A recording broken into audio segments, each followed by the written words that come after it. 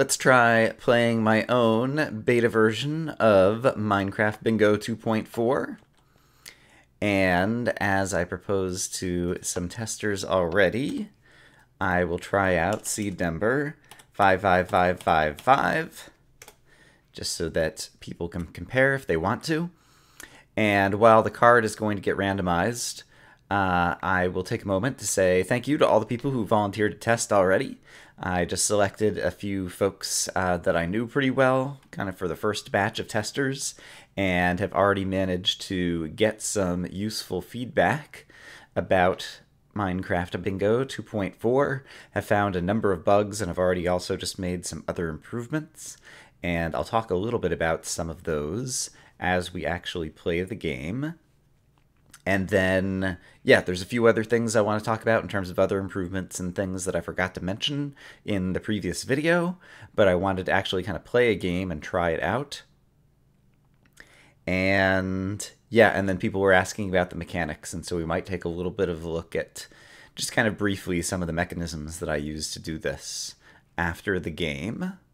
But in any case, my Minecraft Bingo 2.4 card with seed number 55555 is just about done initializing here. All right, it's been initialized. Let's go ahead and start the game.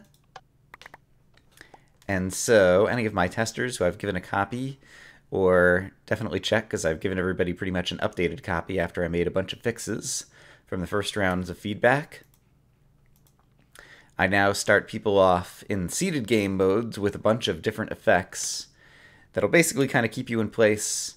You'll get spawned somewhere in the world. That'll be kind of like perfect multiples of 10,000 in the X and Z coordinates. I'm at minus 140,000 and positive 120,000 here. And depending upon your render distance, what is mine set at currently? 16. Which kind of strains my machine a little bit. Usually I play at like 10 or 12, but thanks to a number of the improvements that Mojang did to the terrain generator in 1.8. Okay, start go. Oh, and the game time. If you note what time it is in the video, if you're playing this in YouTube and we're like 2 minutes into the video, I happen to know on the seed that pumpkin seeds are one of the items. So we'll go ahead and grab the pumpkin seeds, because I know a little bit about seed 55555. Seed is a very overloaded term that I'll talk about in a bit more depth in a short bit. Yeah, the game time.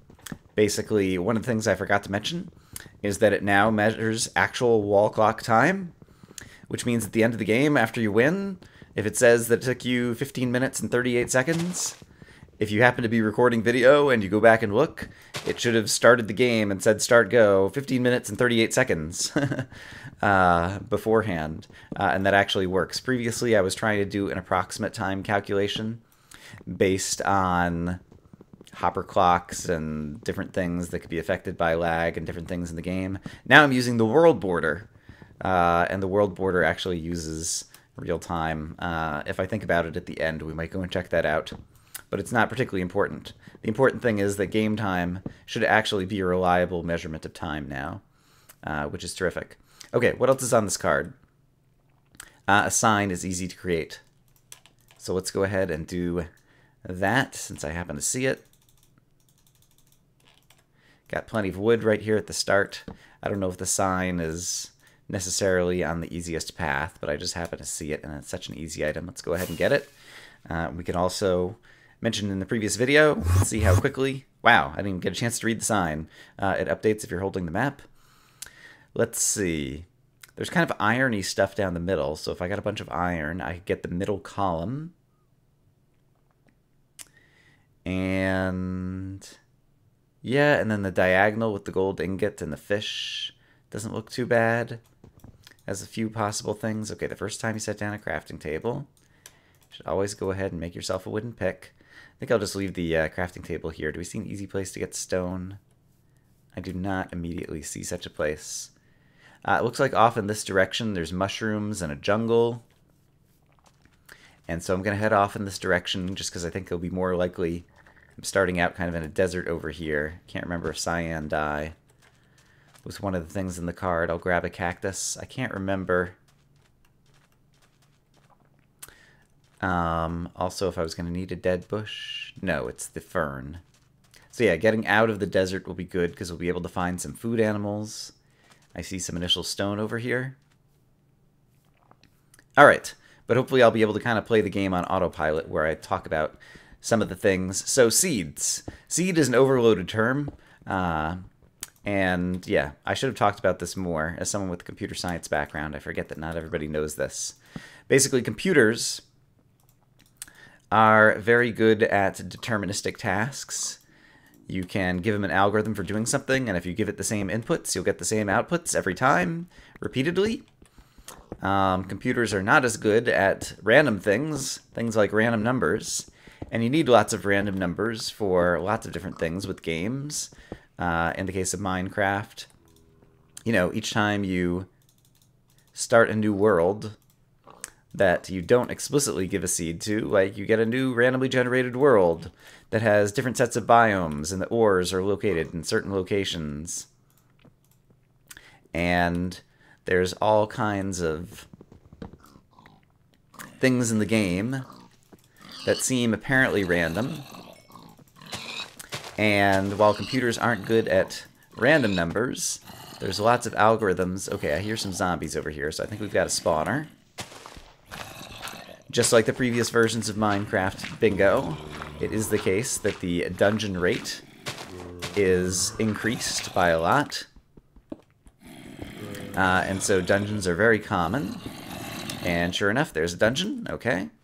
And I can see kind of right where it is. And so I'm going to try to just dig almost straight down so we get some sunlight shining down into it, since I don't even have any torches or torchlight yet. There we go.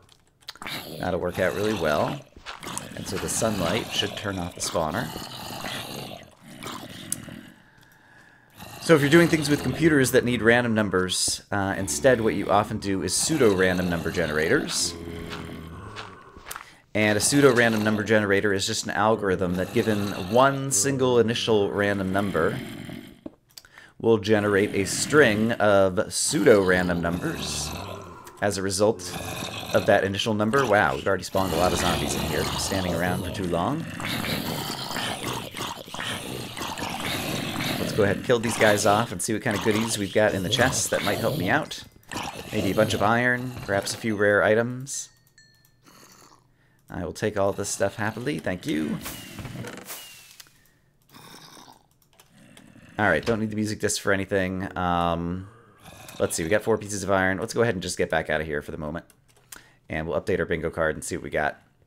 Ooh! Almost just fell back into the dungeon there. Alright, what did we just get? Oh, wow. Book and Quill and the minecart. If we had one more piece of iron, we could get the minecart. Let's go ahead and just, since there's a cave system right here, let's see if we can find a piece of iron, like, in the wall somewhere here. I still don't have any torches. Okay, there's some bad guys down there. Okay, I do not immediately see any iron right around here. So perhaps I will change strategy once again. I'm sure we'll find iron somewhere else that we can make the minecart with. Let's see. Okay, and so for a book and quill, I would need to find a chicken for a feather and a squid for an ink sac. And so we'll be on the lookout for those things. Is there any other easy... the glass bottles. I think there was a diamond below it in that row, though, so that would not be as easy to get. And I've got plenty of pork chops, so I don't think I have to worry about that too much. The food, or cooking the food. Yeah, I won't go for the diamond and the melon. That'll be more difficult. Sheep now drop mutton and mutton chops, which is an item I could potentially add to the game. Yeah, and there's bunnies that drop different things, so... In a future update, I might add some items, but I think in this update, I will just focus on the seeded game. So yeah, I was saying, computers, pseudo-random number generators. Basically, if you give it one number, it will then generate a string of random numbers based on that original number. And if you give it the same number, it'll give you the same string of random numbers. But if you give it a different number, like even just a barely slightly different number, it'll give you a completely different stream of random numbers. So that's what a pseudo-random number generator is all about. And so that's how Minecraft seeds work, and indeed seeds in a number of other games that work similarly, which is you give it an initial number, or in the case of Minecraft seeds, you can even just type in like, you know, words or kind of like any string of text, which it just converts to a number. And yeah, and then Minecraft will use that as the seed of the pseudo-random number generator to generate the same string of random numbers, which then determines all the randomness in the game, all the biomes that you get, you know, where the dungeons are located, where the ores and how many different ores happen to be in different things. All right, I see some clay over here. I could get a milk bucket. It's not going to really help me. Mushroom stew. Yeah, I'm just going to focus on the 2 items that I think that are going to be easiest to get. And here's some squid. So we're already halfway to our book and quill. Well, I guess kind of a third the way to our book and quill. Got the ink sac.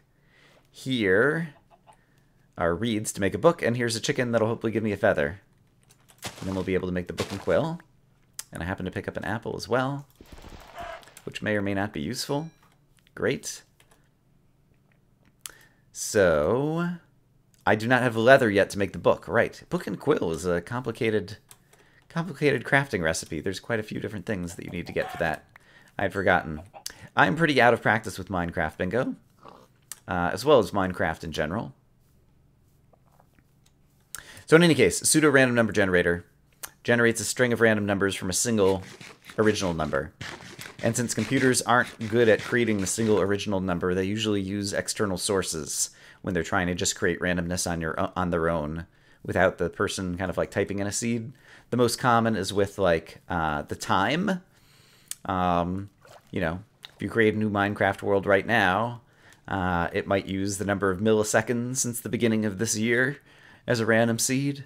And then if you try creating another game 5 minutes later, there'll be a different number of milliseconds that it will use for a different seed to start off the random number generator for creating a random world. For example, okay, I'm looking for cows. I would probably be most likely to find them over there. Rabbits, I think, will also work, because I think you can turn rabbit hides into leather as well. So that's another way that I could get a book for my book and quill. And then iron, I'll probably just come across some iron on the surface. So I made a pseudo-random number generator with command blocks. And so as a result, if you type in a seed, which gets actually input into the scoreboard, I then have some command blocks which know how to do a bunch of math and algorithms inside the scoreboard that makes a pseudo-random number generator. And then I use that pseudo-random number generator to select the items on the bingo card and the spawn point. And after this game, we'll go and quickly kind of look at some of the mechanics of how I'm doing that without going into a lot of detail. But that's what's up with it. I use the word seed. Doesn't have anything really to do with the Minecraft world seed. It just has to do with the more general concept of generating random numbers deterministically, algorithmically inside a computer. And a seed is just the word that you use to start off a pseudo-random number generator to generate a string of pseudo-random numbers. All right, so that's one thing I wanted to talk about. We'll definitely verify the game time at the end of this game. That will hopefully be soon once I find a cow. Do I see a cow? You're a cow. Hello, cow. Please give me some leather. I see a bunch of bad guys. Hi. Bye. Ouch. Okay. Hey, cow. Do you want to give me some leather? Make me a cow tipper? There we go. Got some leather. Great. I can make the book. I can make the book and quill. And so now the only other thing I'm going to need is the iron for the minecart, I do believe. I don't even have coal yet, do I? Alright, let's try to be... Alright, anywhere we go is going to be a dangerous spot. Are you guys just spawned, or are you from a spawner? See a couple of skeletons here. It's going to start getting dark on the screen if I'm not careful. Let's go ahead and make a furnace, and we can just cook up some of our own coal and charcoal.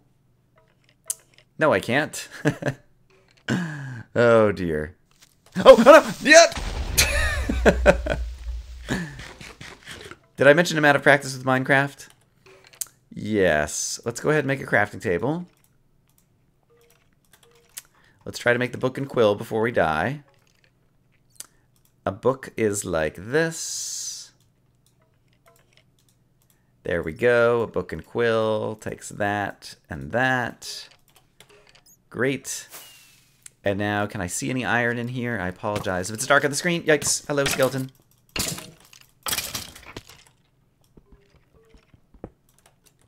Okay, let's pick these things back up if I can. My inventory is all full of all kinds of crap. Did I pick up my furnace? Let's hope I picked up my furnace. I did pick up my furnace. Okay, goodbye, skeleton. There's been a lot of skeletons here. I wonder if there is a spawner nearby. Can I see any iron or any coal? There's some iron. Great. Let's just jump down here and go for it. More skeletons. Boo. Bad skellies. I can't pick it up. Oh no, I'm gonna die. I forgot to eat. I found some coal.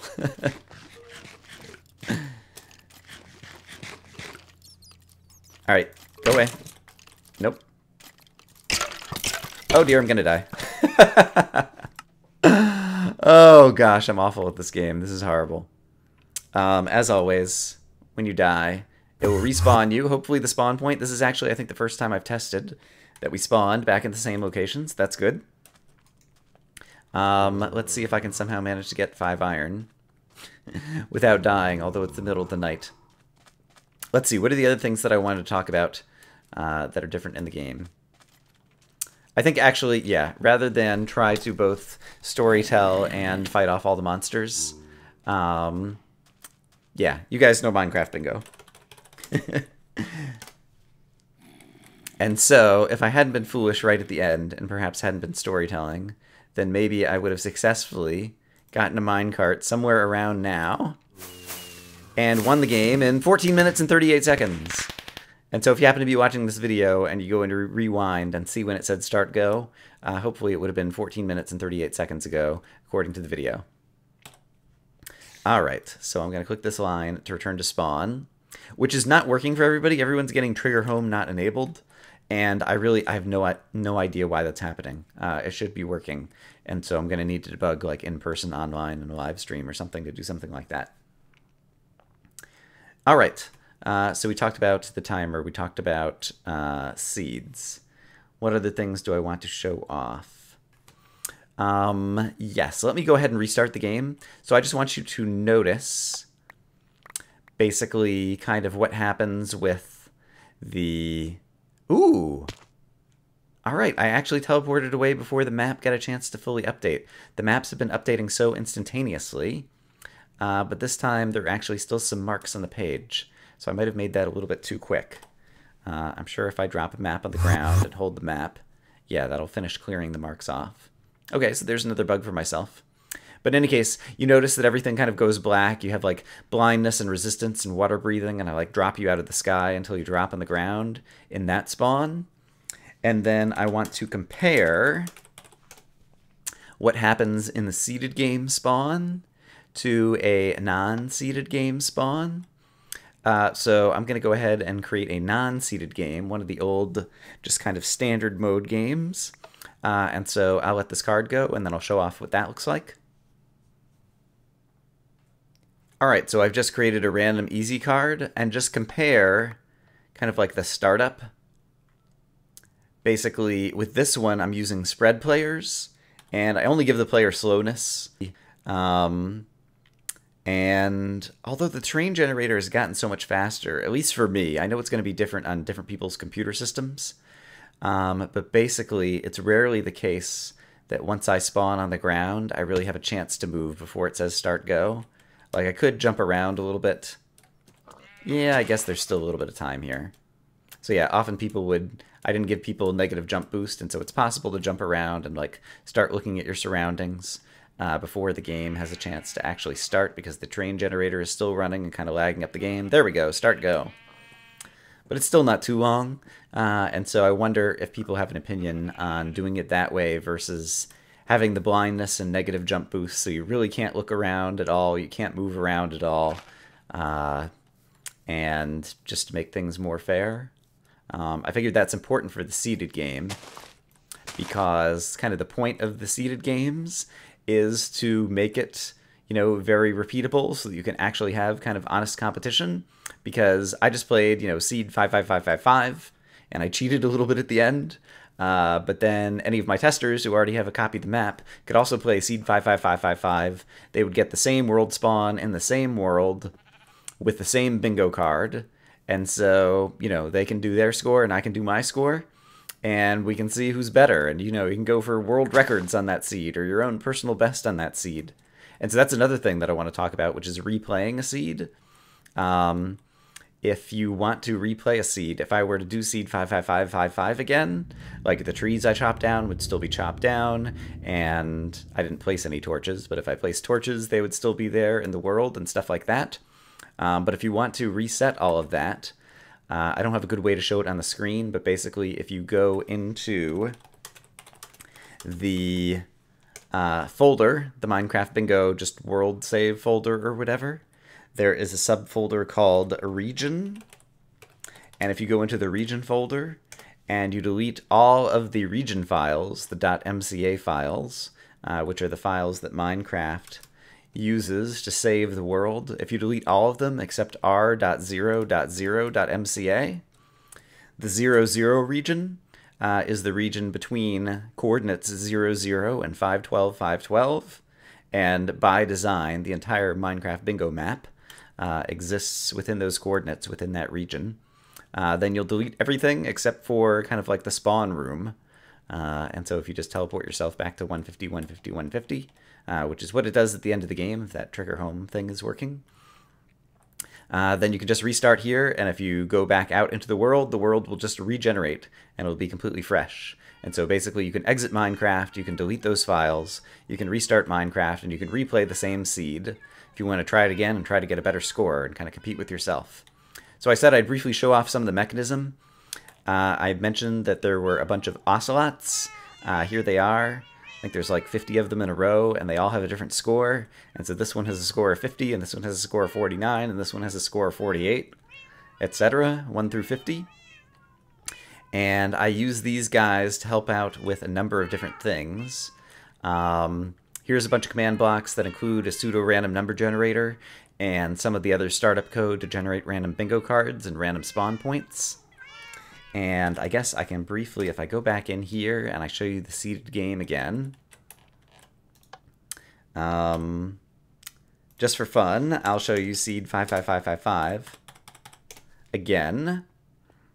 And I remember there was a gold ingot in the upper left-hand corner. And so we will see that again in a moment as it starts generating everything, but we can kind of watch it happen.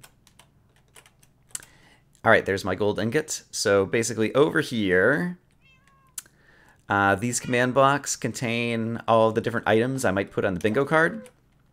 And you can see a wolf gets summoned into an apparently random location. It's a pseudo-random location to pick one of the items. And then gets killed, and a new wolf gets summoned, and he spawns a redstone block underneath him. And so what's happening is the pseudo-random number generator picks a random number between, I don't know, there's like 15 possible choices left here. Between 1 and 15, it spawns the wolf and moves him over 15 relative to the cats. So it goes to, finds cat number 15 and spawns the wolf there.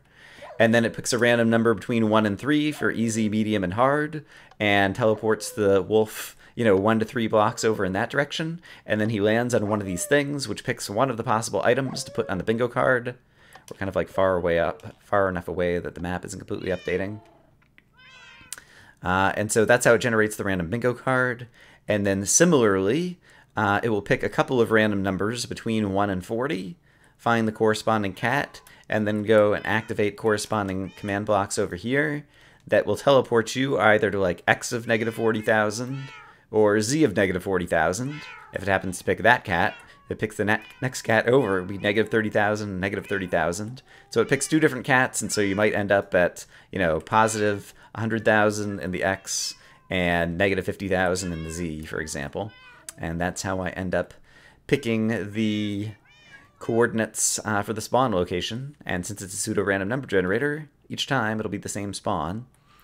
And I guess, yeah, since I just created seed 55555 again, I guess to end the video, we'll go ahead and show off that if I try to start a new game on seed 55555, in addition to having the same bingo card that I had last time,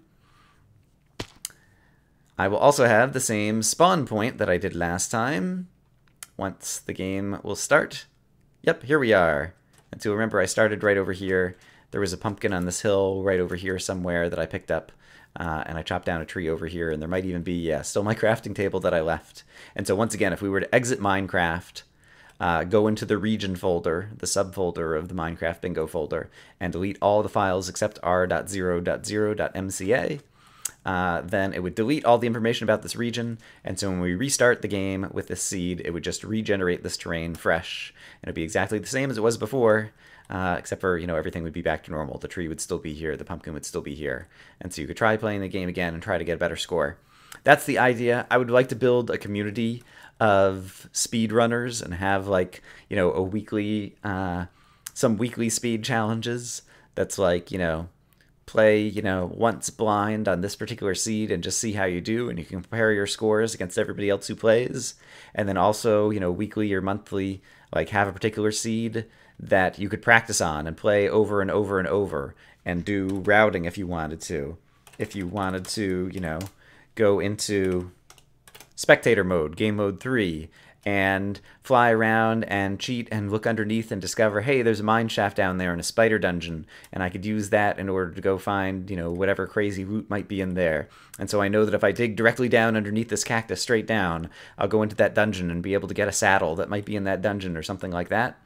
Like, in addition to just, like, it's fun to play the ways that you've always played bingo and you never know what's around the next corner. It's also fun, especially for speedrunners who are really trying to, like, optimize their times, to be able to plan a route through Minecraft and go try to get items. And then the only random elements you have to do are, you know, monster spawns. When I go down there, will a skeleton have spawned? Will I get unlucky and will a witch have spawned down there? That'll be tougher to fight. Yeah, and so, I don't know. People's thoughts on that. Yeah, I definitely have some plans of my own, possibly, you know, creating a subreddit where I post different seeds that people can play on, and people can post their weekly scores and links to their videos and different kinds of things. But yeah, different ways to kind of like organize the community around that. I've got some ideas of my own. A number of people have volunteered to test. I selected a few initial testers out of people that I knew reasonably well or had seen play bingo before, but I'll probably select some more testers as I'm trying to find some more bugs and usability issues. If you have other suggestions or comments just on how the game runs, by all means, let me know. I hope, as always, that you guys are having a great day, and I will see you again soon with more Minecraft bingo. I'm trying to really get this done before I start up Exploration and Tactics so that I can then focus on Exploration and Tactics, but I'm just about ready to start Exploration and Tactics as well. I've got some fun ideas for the next season of that, so if you're looking forward to that, hang tight, it should be coming soon. Bye-bye.